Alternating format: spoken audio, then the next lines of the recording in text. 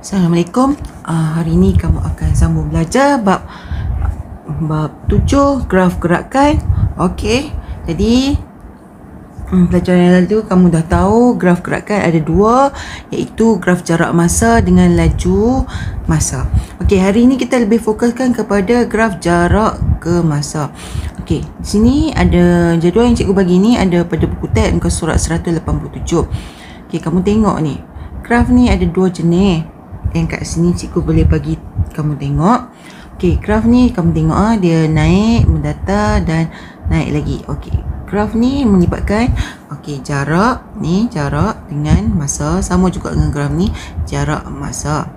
Okey, so jadi maksudnya untuk graf ni jarak dia ialah S dan masa dia ialah T. Sama juga dengan graf yang darjah 2, jarak dia S dan masa dia adalah T. Okey, kita tengok OA ialah kecerunan positif, sama juga dengan OP ialah kecerunan positif. Okey, kecerunan OA mewakili kelajuan gerakan. Macam mana kita kata kelajuan? Graf kita ni jarak dengan masa, iaitu kamu kena ingat formula laju sama dengan jarak bahagi masa. Bila jarak dia bahagi dengan masa, dia akan dapat kelajuan. Jadi kelajuan dia ialah OA ialah mewakili kelajuan dan OP ialah mewakili kelajuan. Okey, OA ialah kelajuannya ialah seragam, dia macam konsisten, tak condong sangat. Okey, biasa. Jadi OP ialah tak ada kecerunan yang seragam. Okey, tak apa. Jadi kita teruskan ke AB. AB ni mendatar. Okey, mendatar. Okey, kalau mendatar ni kita tiada perubahan jarak. Jarak dia tak ada. Ni perubahan jarak dia tak berlaku. Okey, so jadi dia adalah pegun. Sama juga yang ni juga ialah pegun. Maksudnya tiada berlaku pergerakan lah. Gerakan tu maksudnya berhenti. Okey, BC ialah kecerunan positif. Maksudnya gerakan diteruskan sehingga ke C lah, mungkin bandar C ke macam tu. Okey, tapi berbeza dengan darjah 2, dia turun ke bawah. Yang ni naik ke atas, yang ni turun ke bawah. Bila turun ke bawah, maksudnya kecerunan dia negatif dan maksudnya objek tu bergerak balik ke tempat asal dengan bergerak ke arah pertentangan. Jadi maksudnya kalau kata jitra pi alustak, ni maksudnya jitra pi alustak, jadi alustak pi jitra balik. Jadi dia patah balik. Sebab tu dia kata OR ialah gerakan sejauh 2S meter pergi dan balik dalam tempoh T saat. Tapi kalau OC untuk darjah 1 ni, OC gerakan sejauh S meter dan tempoh T saat. Okey. So maksudnya kalau ingat, kalau yang semua naik ni, maksudnya dia tak patah balik. Kalau yang turun ke bawah ni dia patah balik dan kecerunannya adalah negatif. Dan bila mendatar ni jarak dia ialah pegun. Okey, tak ada berlaku pergerakan, tapi masa dia berjalan. Okey, kita sambung seterusnya. Okey, kita nak tengok contoh. Okay, contoh ni ada buku teks muka surat 188. Okey, kamu boleh study 188. Jadi jarak masa di sebelah menunjukkan gerakan sebuah kereta untuk tempoh masa dia 4.5 saat. 4.5 saat. Tengok ni masa. Dia kalau graf jarak masa duduk pada X. Jadi antara 4 dengan 5, jadi 4.5 lah. Okey, tentukan tempoh masa kereta berada dalam keadaan pegun. Pegun cikgu cakap dalam kawasan ni kan. Jadi macam mana kita nak tahu tempoh masa dalam pegun? Okey, masa dia ialah antara jam. Dia jam kan. Jam 2 dengan jam 3. Jadi tempoh masa dia ialah 3 tolak 2. Buat 3 tolak 2. Jadi 1 jam. Okey, faham? Okey, so terusnya dikata tentukan laju dalam kilometer jam -1 ni. Okey, kilometer. Okey, kilometer. Sekejap, cikgu tulis. Okey, kilometer km J -1 ni bermaksud km bahagi kilometer bahagi dengan jam. Sebab tu dia jadi macam tu, dia hukum indeks J tu, jam tu naik atas jadi negatif 1. Okey, tu maksud dia. Okey, laju sama dengan laju. Okey, kamu kena ingat segitiga ni. Kena tulis besar sikit lah nah. Okey. Okey, laju sama dengan jarak bahagi masa. Kena ingat segitiga tu. Laju sama dengan jarak, kita nak tahu laju, tutup laju, jadi jarak bagi masa. Okey, so laju kita dia nak berapa? Baca balik laju tu sejam yang pertama. Jadi sejam pertama kat kawasan ni saja. Okey, jadi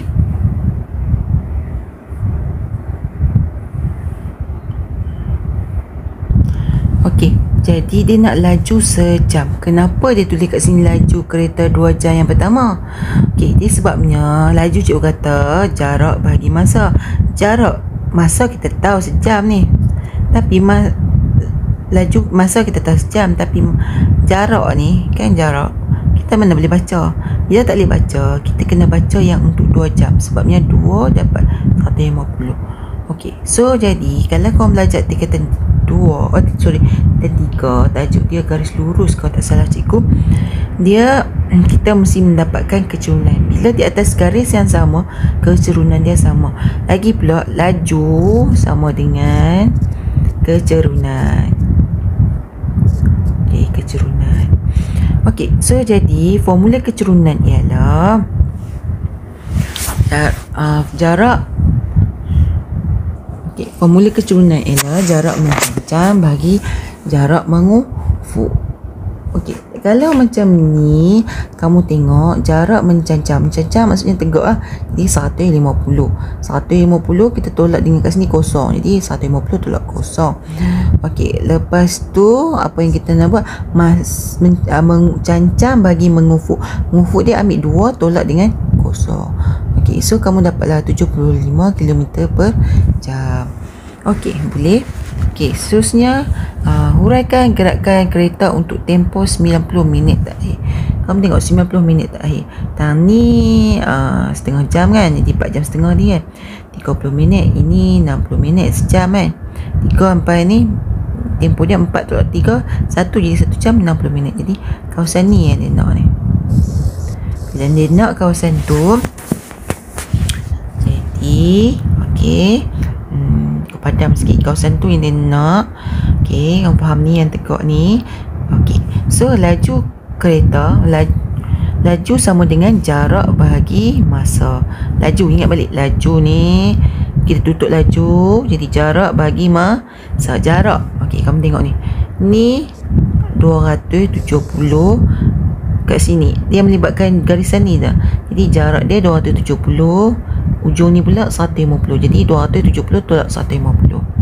Masa dia pula ni, masa dia cakap tadi 90 minit terakhir. Tapi kalau 90 minit terakhir kita kena, okey, kita tukar lah 4 jam setengah. Jadi 4.5 tolak dengan 3, 4.5 tolak 3, jadi 80 km per jam. Okey, dapatlah jawapan. Okey, 4.5 tolak 3 sebab dia nak 30 minit terakhir. Tadi kan cikgu dah tunjuk 4 ni 4 setengah, jadi 30 minit. Jadi 3 ke 4 jam jadi 60. 60 campur 30, 90. Ataupun kita tolak lah 4.5 tolak 3. Macam tu. Huraikan. Dia suruh huraikan. Okey, jadi kereta bergerak sejauh 120 meter dengan kelajuan 80 km per jam dalam tempoh 90 minit terakhir. Okey, kereta tu bergerak, jarak dia berapa? Jarak dia kita tahu 270 tolak 150, 120 km dengan laju dia. Ni macam mana kita nak tahu ni 80 km sejam? Kamu tengok dekat meter motor pun ada. Itu 80, 100. Kalau kat highway melebihi 120 ke 110, cikgu pun dah lupa. 120 kot, 110 kot. Dia dah melebihi, akan disaman lah. Okey, so kalau 80 tak apa lagi. Okey, kita tengok contoh yang seterusnya. Ini pun pada muka surat 189. Okey, ni muka surat 189. 189. Okey, Suhana berbasikal ke pejabat pos untuk mengantarkan ucapan Hari Raya Aidilfitri kepada kawan karibnya. Graf jarak masa. Okey, kamu kena highlight kan, sebab nanti kalau soalan ni ada graf laju masa, dia ada dua je, jarak masa, laju masa. Okey, kita bulatkan. Menunjukkan perjalanan pergi dan balik. Kenapa cikgu kata graf yang ada ni, maksudnya graf balik kan. Okey, dari rumahnya ke pejabat pos. Tentukan jumlah jarak keseluruhan perjalanan Suhana dalam kilometer. Okey, so maksudnya dia daripada rumah pergi pejabat pos. Okey, ni masa duduk ke pejabat pos. Ni daripada pejabat pos balik rumah. Pejabat pos, rumah, daripada rumah pergi pejabat pos. Ni masa duduk dalam pejabat pos, jarak tak bergerak mana. Okey, ni patah balik. Okey, dia kata jarak keseluruhan perjalanan Suhana dalam kilometer. Maksudnya jarak keseluruhan pergi balik lah kan. Jadi jarak dia 2 kilometer. Okey, ni tak ada jarak. Okey, patah balik pun 2 kilometer. Jadi 2 campur 2 dapat 4 kilometer. Okey, sekarang ialah kadar dia nak apa pula? Cari, tentukan nilai T jika Suhana berbasikal dengan kelajuan 8 km per jam. Kalau kamu nampak unit 8 km per jam, maksudnya atas formula jarak, bawah formula jam. Okey, so kadar perubahan jarak. Macam mana nak tahu kadar perubahan jarak? Jadi dia maksudnya perubahan jarak. Okey, kadar perubahan jarak ialah perubahan jarak tu daripada mana kamu baca balik ke pejabat pos kan. Jadi daripada rumah lah. Jadi daripada kosong tolak dengan 2 perubahan jarak dia. Okey, bagi dengan masa.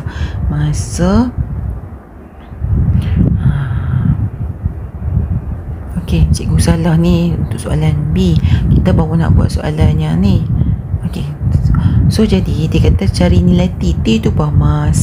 Masa okey, ke pejabat pos. Maksudnya sinilah kawasan ni. Okey, kat sini jarak dia berapa? Daripada kosong hingga sini formula dia ialah jarak kan. Jadi 2 jarak masa. Okey, ingat balik segitiga. Okey, laju sama dengan jarak bahagi masa. Jadi kalau soalan kita T ni masa, kita tutup masa, jadi jarak bahagi dengan laju. Jarak bahagi dengan laju. Jarak kita ialah 2 km. Masa kita tak tahu. Masa kita tak tahu. Okey, laju kita dia dah bagi 8 km. Bagi dengan 8. Okey, kamu tekan kalkulator, kamu dapatlah 0.25 jam. Soalan kita dia nak apa? Tak cakap apa-apa kan. Tapi dia nak senang. 0.25 ni macam mana boleh dapat 15? 0.25 kamu darablah dengan 60, sebab 1 jam ada 60 minit. Okey, dapatlah 15 minit. Jadi maksudnya daripada pukul 9.20 ni sistem 24 jam ke hingga ke T, masa dia 15 minit. Jadi kamu kena campur lah. Okey, 15 minit ialah 0015. Jadi 0935. Okey, sekarang kita nak buat P. Huraikan perjalanan sana dari pejabat pos ke rumah. Pejabat pos ke rumah yang ni ya. Maksudnya dia patah balik. Bila dia patah balik, okey, jadi kadar perubahan jarak. Jadi lepas perubahan masa bahagi dengan tempoh masa. Perubahan jarak bagi dengan tempoh masa. Jarak dia laju.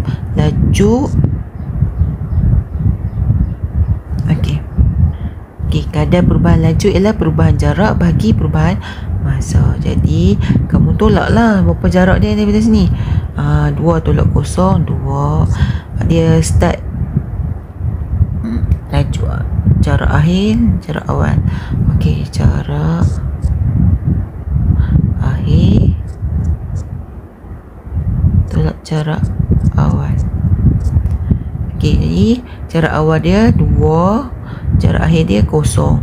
Jadi orang buat jarak akhir tolak jarak awal, jarak akhir tolak jarak awal. Jadi jarak akhir dia 0 tolak jarak awal ni. Kasih tengok ni. Ni kan graf ni jarak. Okey, jarak akhir tolak jarak awal. Okey, 0.2 bahagi perubahan masa. Jadi 110 tolak 0950 bahagi dengan jam. Okey, so jadi kat sini kamu akan dapat, kenapa bahagi 60? Sebab dia nak unit dalam jam. Sebab kat sini baru dapat berapa minit je kan. Okey, so jadi kira dapatlah negatif 6 km jam negatif 1. Daripada sini mana ada jarak ni negatif, jarak tak akan berlaku negatif, so dia sentiasa positif. Jadi kita tukarkan jadi 6 km jam negatif 1. So dia suruh huraikan. Jadi sana berbasikal sejauh jarak dia daripada jabat pos ke rumah 2 km dalam tempoh masa 20 minit. Pasal apa 20 minit? Ni 10 dengan 10 pukul 9.50, jarak ni baru 20 minit. Okey, dengan kelajuan yang kita dapat tadi. Okey. Okey, kita pergi tengok contoh yang seterusnya, muka surat 188. Okey, graf ni dia adalah kombinasi dua-dua graf tadi. Okey, kalau kamu tengok ada yang satu naik ke atas, satu lagi condong ke bawah, condong ke kanan, ni condong ke kiri. Okey, kita baca soalan. Graf jarak masa, kena garis. Okey, graf jarak masa sebab kita ada graf laju masa. Jadi jarak masa menunjukkan gerakan sebuah kereta dan sebuah bas bersiaran ATK. Dia ada satu bas, satu ada kereta. Okey, graf OA mewakili gerakan kereta dari Puchong ke Bandar Melaka. OA ni kereta, dia dah label merah kereta, bas warna hijau.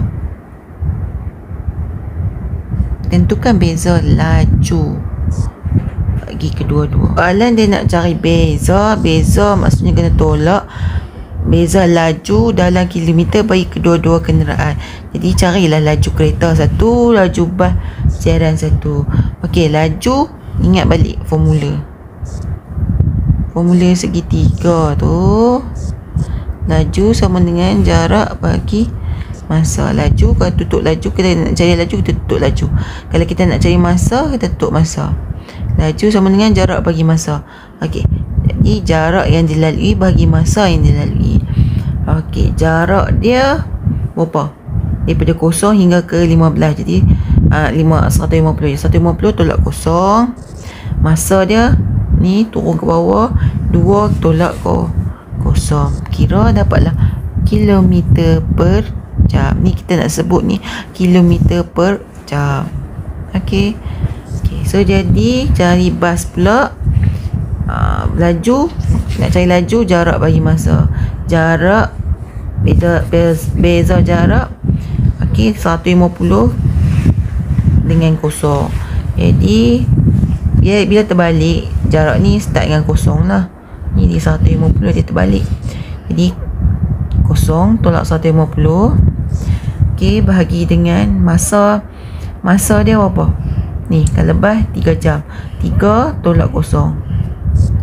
So dapat negatif 50. Laju mana ada negatif 50, takkan undur ke belakang macam tu, tak boleh. Jadi dia kena jadi positif.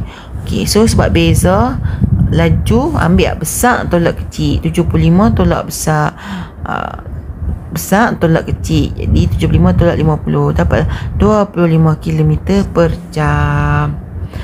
Okey, Puan Zabeda ingin melawat kawannya yang tinggal di Muar. Graf jarak masa sebelum menunjukkan perjalanan Puan Zabeda dengan kereta dari Segamat ke Muar melalui Tangkak. Okey, jadi maksudnya dia pergi Segamat dulu, jumpa Tangkak, baru Muar. Okey, itu laju purata perjalanan Puan Zabeda dari Segamat ke Muar dalam kilometer. Laju purata, formula dia jumlah jarak yang dilalui bagi jumlah masa. Okey, kita nak buat. Okey, jumlah jarak yang dilalui. Berapa jarak yang dilalui? Ni graf jarak masa kan. Jadi jumlah dia 80 kilometer. Masa yang dilalui ialah 1.5 jam. Bagilah dengan 1.5 jam. Okey, so kamu tekanlah kalkulator, kamu akan dapat. Okey, bila kamu Okey, tekan kalkulator, dapat jawapannya 53.1/3 kilometer per jam. Okey, terusnya cari jika kadar perubahan jarak terhadap masa kereta dari Segamat ke Tangkak ialah 50 km per jam. Hitung jarak antara Tangkak dengan Muar dalam kilometer. So dia cakap kat sini kadar perubahan jarak. Dapat kadar perubahan jarak dia 50 km Segamat ke Tangkak. Hitung jarak Tangkak ke Muar. Okey, so jadi sebelum tu kamu kena cari dululah jarak dia. Apa-apa kena ingat formula segitiga ni. Ini laju, maksudnya jarak bahagi masa. Dia bagi kadar perubahan jarak. Dia bagi dia bagi jika kadar perubahan jarak. Jadi kadar perubahan jarak ni ialah laju. Jadi kita nak tahu jarak dia, maksudnya laju kali masa. Laju dia ialah yang kita dapat ni 50 km per jam darat dengan masa dia daripada Segamat ke Tangkak sejam. Jadi kamu dapat 50 km. Okey, 50 km. So siap lah B dia. Okey, so jadi jarak dia kat sini 50 km. Okey. Dia nak hitung jarak Tangkak pi Muar pula. Jadi Tangkak pi Muar maksudnya 80. Jarak semua ni 80 tolak dengan 50. Jadi maksudnya tinggal 30 km lagi. Okey, kita boleh katakan sebab tu huraikan kan. Jadi kereta bergerak sejauh berapa kilometer? Sejauh 80 km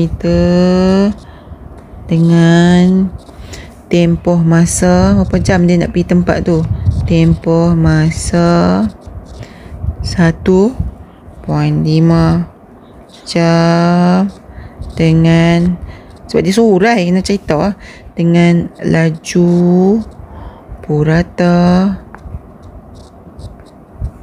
Kita ambil ni kita kira tadi 53.1/3 km per jam. Okey, itu saja.